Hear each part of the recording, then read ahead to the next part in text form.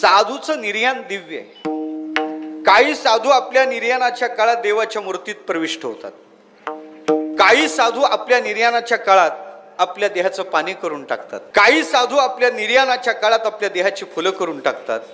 काही साधू देवाच्या विग्रहात प्रविष्ट होतात.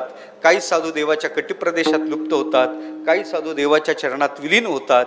काही साधूचा विचार करायचा झाला तर ते आपल्या ठिकाणची शक्ती कालांतराने या जगताच्या उपयोगी यावी, त्या शक्तीला जगताचा उपसर्ग होऊ नये म्हणून एखाद्या विवरात नेऊन ती शक्ती सुरक्षित ठेवतात. त्याला आपण संजीवन समाधी म्हणतो. आणि त्याच्याही पुढे सांगतो, काही साधू भक्तीची विशेषता प्रतिपादन करण्यासाठी ज्या देहाच्या बाबतीत सुतराम पावित्र्याची शक्यता नाही तो पवित्र करून सदैव वैकुंठाला जातो. कबीरजीने आपल्या देहाची फुलं केली. आपल्याला शक्य आहे का? संत कबीर महाराजांनी आपल्या देहाची फुलं केली. देवहूती मातेने आपल्या शरीराचं पाणी केलं. चैतन्य महाप्रभू जगन्नाथ भगवंताच्या मूर्तीत प्रविष्ट झाले. संत मीराबाई द्वारकाधीशाच्या मूर्तीत प्रविष्ट झाल्या. काही महापुरुषाचा विचार करायचा झाला तर संत नरहरी महाराज पंढरीनाथाच्या कटिप्रदेशात लुप्त झाले. संत कान्होपात्र महाराज देवाच्या चरणात विलीन झाल्यात.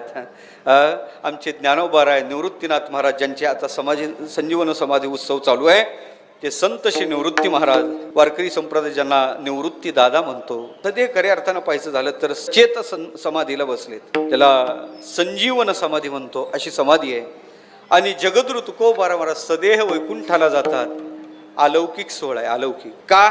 भक्तीच्या उत्कर्षानं जीवनात कोणती क्रांती घडू शकते त्याचा आदर्श म्हणजे तुकोबारा आहे. भक्ती काय क्रांती करू शकते तुकोबाराच्या अवताराची विशेषता आहे.